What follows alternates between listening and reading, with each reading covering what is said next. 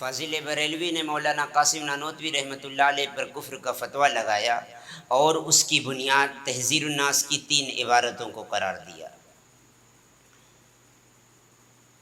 پہلی عبارت جہاں مولانا قاسم نانوتوی رحمۃ اللہ علیہ نے یہ لکھا ہے کہ زمانے کے اعتبار سے آپ کا بعد میں آنا یہ آپ کے لیے بذات کوئی فضیلت کی بات نہیں ہے، اس عبارت کو فاضل بریلوی نے کفریہ قرار دیتے ہوئے حضرت نانوتوی کو کافر کہا۔ دوسری عبارت حضرت نانوتوی لکھتے ہیں کہ خاتم النبیین کا جو معنی بیان کیا گیا ہے اس معنی کے لحاظ سے آپ صلی اللہ علیہ وسلم کے زمانے میں کہیں کوئی اور نبی ظاہر اور پیدا ہو جائے تب بھی آپ کا خاتم النبیین ہونا یہ بدستور باقی رہتا ہے۔ یہ عبارت بھی فاضل بریلوی کے نزدیک کفریہ ہے، اس لیے قاسم نانوتوی رحمۃ اللہ علیہ پر کفر کا فتویٰ لگایا۔ تیسری عبارت حضرت نانوتوی ایک جگہ اور لکھتے ہیں کہ خاتمیت کا جو معنی میں نے عرض کیا ہے اس معنی کے لحاظ سے اگر بالفرض حضور اکرم صلی اللہ علیہ وسلم کے زمانے کے بعد بھی کوئی اور نبی پیدا ہو جائے تب بھی آپ کی خاتمیت پر کوئی فرق نہیں پڑنے والا۔ تحذیر الناس کی ان 3 عبارتوں کو فاضل بریلوی نے کفریہ قرار دیا، اس لیے حضرت نانوتوی پر کفر کا فتویٰ لگایا۔ پہلی عبارت یعنی زمانے کے اعتبار سے آپ کا بعد میں ہونا آپ کے لیے بذات فضیلت کی بات نہیں، اس عبارت سے مولانا قاسم نانوتوی کا کیا مقصود تھا، کیا مدعا تھا، اس کو اس سے پہلے مفصل طور پر بیان کیا گیا ہے۔ دوسری عبارت جہاں حضرت نانوتوی نے یہ لکھا ہے کہ خاتم النبیین کا جو معنی میں نے بیان کیا ہے اس معنی کے لحاظ سے آپ صلی اللہ علیہ وسلم کا خاتم النبیین ہونا انبیاء گزشتہ کے ساتھ خاص نہ ہوگا، بلکہ اگر حضور کے زمانے میں بھی کہیں کوئی اور نبی پیدا ہو جائے تب بھی آپ کا خاتم النبیین ہونا یہ بدستور باقی رہتا ہے۔ اس عبارت کی بھی مکمل وضاحت قاسم نانوتوی رحمۃ اللہ علیہ کا مقصود، ان کا مدعا، یہ وضاحت کے ساتھ اس سے پہلے بیان کیا جا چکا ہے۔ آج ہم جس عبارت پر بحث کریں گے وہ حضرت نانوتوی رحمۃ اللہ علیہ کی تیسری والی عبارت ہے، جس میں انہوں نے لکھا ہے کہ حضور خاتم النبیین کا جو ایک اور معنی میں نے بیان کیا ہے اس معنی کے لحاظ سے اگر بالفرض حضور کے زمانے کے بعد بھی کوئی اور نبی پیدا ہو جائے تب بھی آپ کی خاتمیت پر کوئی فرق نہیں پڑنے والا۔ آج کی بحث ہم اسی عبارت پر کریں گے، لیکن بحث سے پہلے ہم ایک بات وضاحت کرتے ہوئے چلے۔ فاضل بریلوی نے فتاوی رضویہ کے اندر ایک جگہ لکھا ہے کہ اگر کسی شخص کی عبارت کے اندر اس کی بات کے اندر 99 احتمال کفر کے پائے جاتے ہوں اور 1 احتمال ایمان کا پایا جاتا ہو تو کفر کے احتمال کو چھوڑ کر ایمان کے احتمال کی طرف جانا یہ اہل فتاوی کی ذمہ داری ہے، یہ فتویٰ دینے والوں کے لیے لازم اور ضروری ہے۔ اگر کسی مفتی نے ایمان کے والے احتمال کو چھوڑ کر کفر والے احتمال کو اختیار کیا اور اس کی بنیاد پر کوئی فتویٰ لگایا تو اس نے دین کی کوئی خدمت نہیں کی، بلکہ اس کا یہ عمل دین سے دشمنی کے مترادف ہوگا۔ یہ فاضل بریلوی نے فتاوی رضویہ کے اندر خود تحریر فرمایا ہے۔ اب ہماری ذمہ داری فقط اتنی بن رہی ہے کہ ہم مولانا قاسم نانوتوی رحمۃ اللہ علیہ کی اس عبارت کے اندر یہ بیان کر دیں، یہ دکھا دیں کہ اس کے اندر ایمان کا احتمال اور ایمان کا معنی پایا جا رہا ہے۔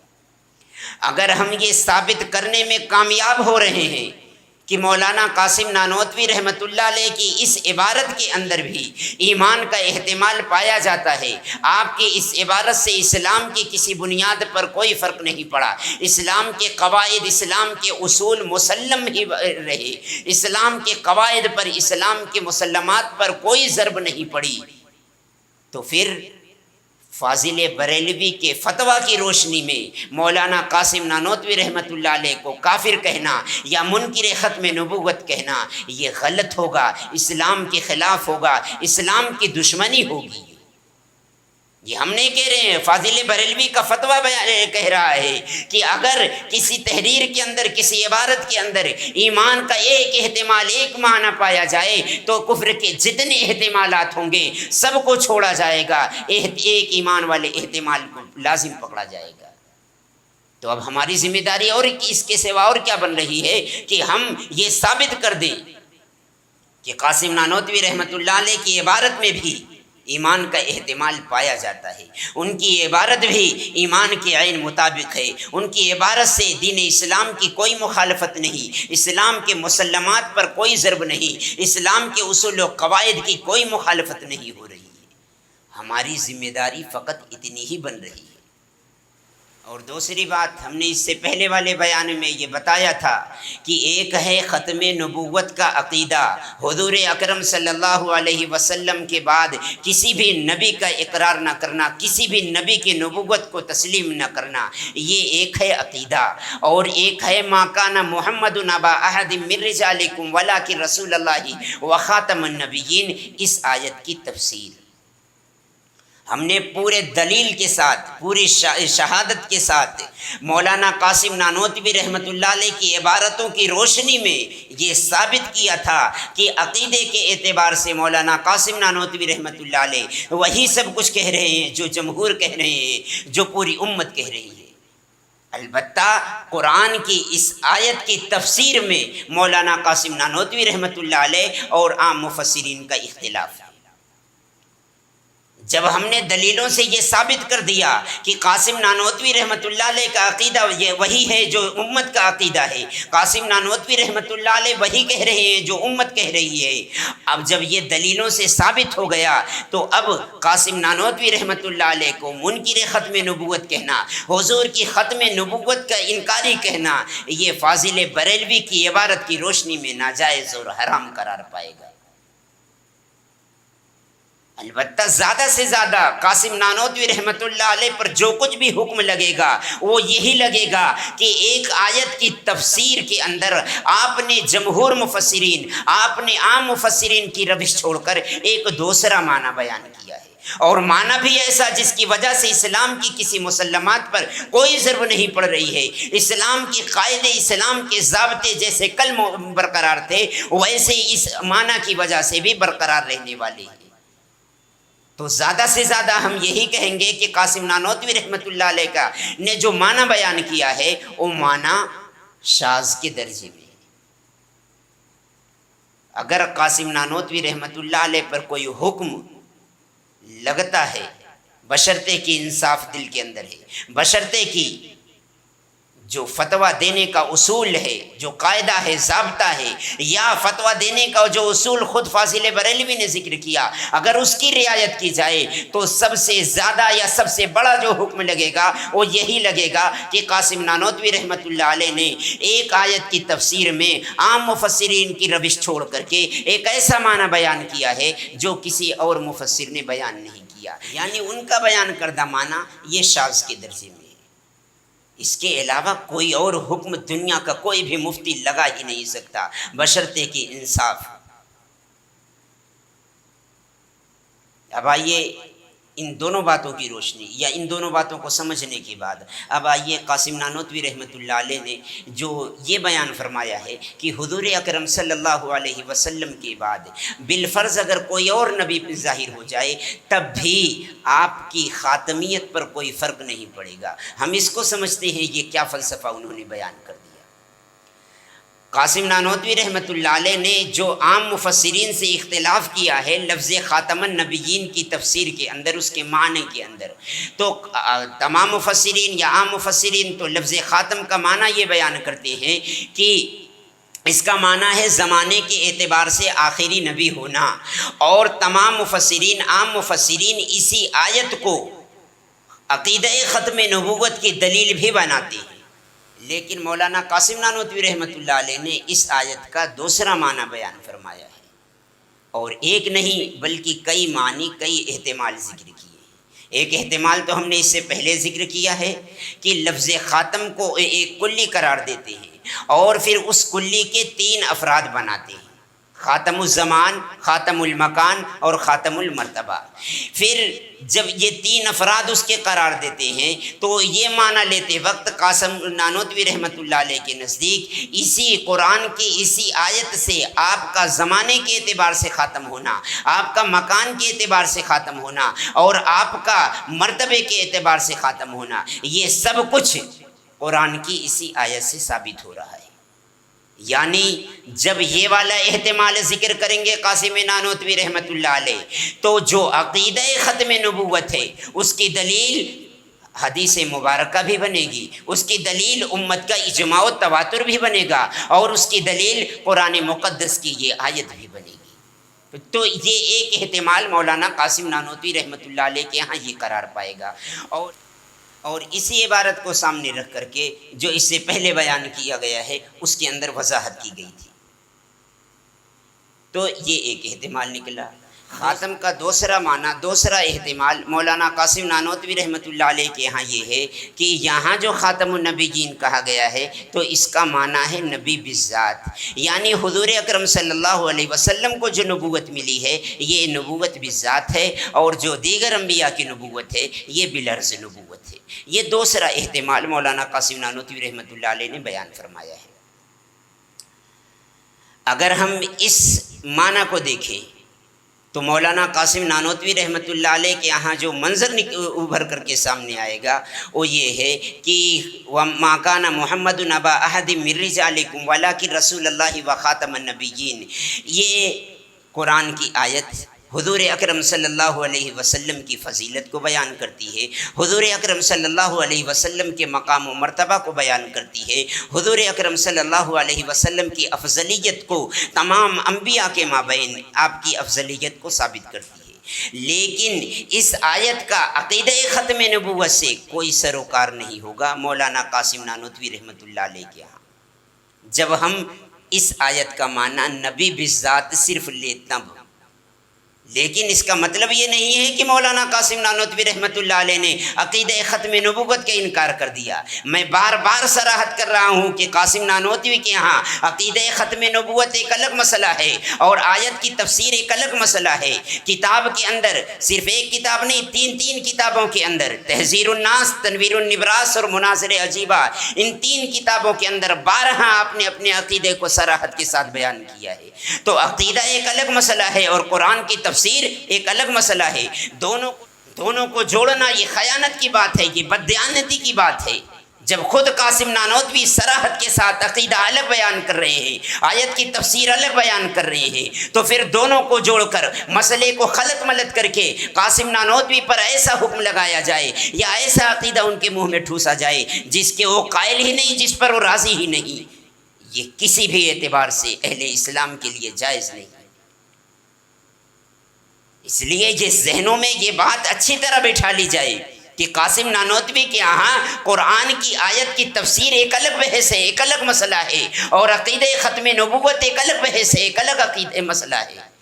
دونوں کو خلط ملط ہرگز نہیں کیا جا سکتا۔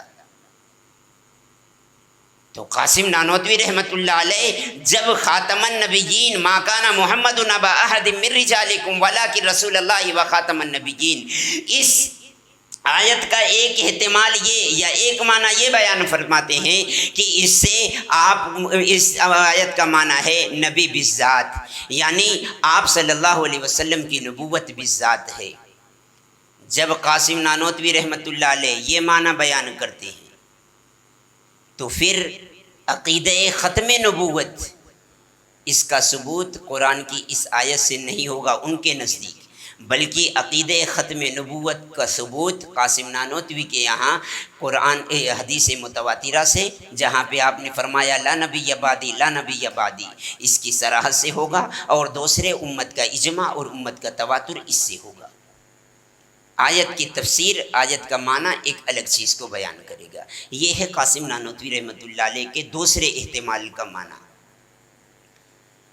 تو معنی کیا نکلے گا نبی بالذات کا؟ یعنی حضور اکرم صلی اللہ علیہ وسلم کی نبوت یہ ذاتی نبوت ہے، اور جو دیگر انبیاء ہیں ان کو جو نبوت ملی ہے یہ حضور اکرم صلی اللہ علیہ وسلم کے صدقے طفیل میں ملی ہوئی ہے، ان کی نبوت عرضی ملی ہے۔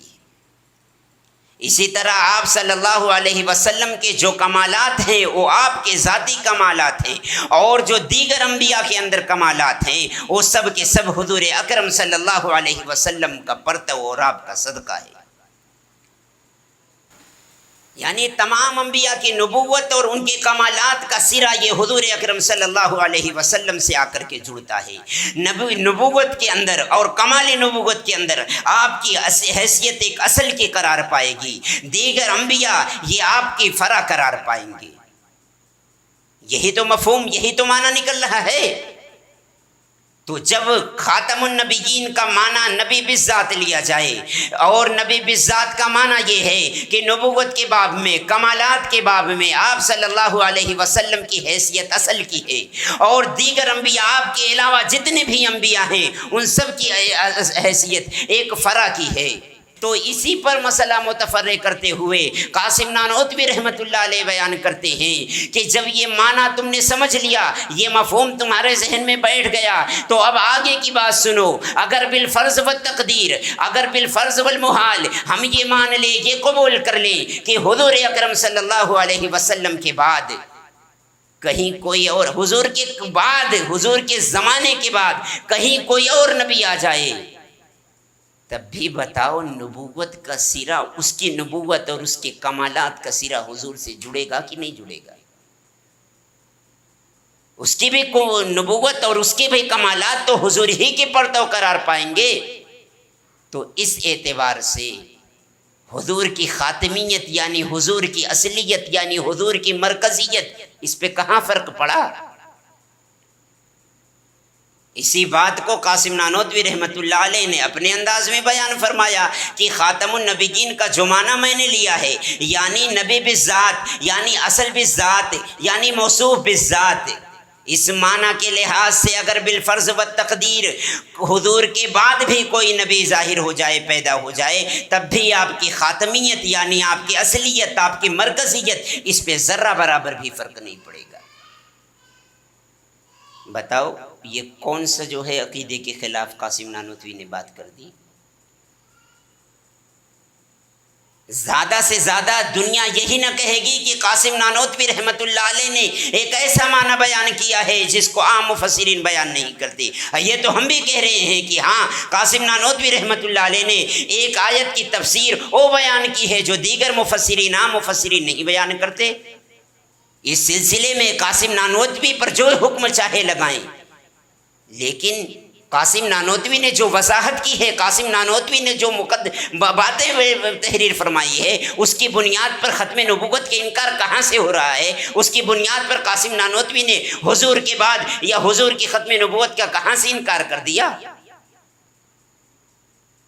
میں پھر کہہ رہا ہوں کہ قاسم نانوتوی رحمۃ اللہ علیہ نے جو معنی بیان کیا ہے اس معنی سے ہم اختلاف کر سکتے ہیں، یا ہم یہ کہہ سکتے ہیں ہمیں یہ قبول نہیں، یہ کہہ سکتے ہیں کہ یہ قاسم نانوتوی رحمۃ اللہ علیہ کی ذاتی رائے ہے، کہہ سکتے ہیں کہ قاسم نانوتوی رحمۃ اللہ علیہ کا یہ نظریہ شاذ ہے، لیکن آپ کو ختم نبوت کا منکر کہنا، یہ بتاؤ قاسم نانوتوی کی کس عبارت سے نکل رہا ہے؟